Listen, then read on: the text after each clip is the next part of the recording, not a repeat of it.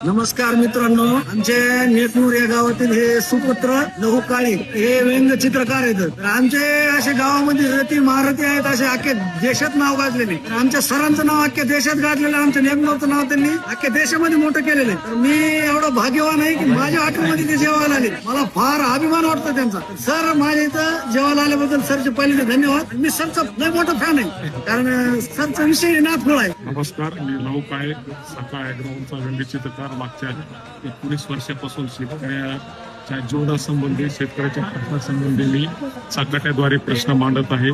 आणि मला अभिमान आहे की दशरथ लखन हे माझ्या गावचे रत्न आहेत. खरंच आज असा योगायोग आला की म्हणजे आमचे मित्र रवी कांबळे यांनी म्हटले की चला आपण दशरथ भाऊचे जेवायला जाऊ. आणि खरोखरच एवढं सुंदर जेवण, एवढं उत्तम जेवण.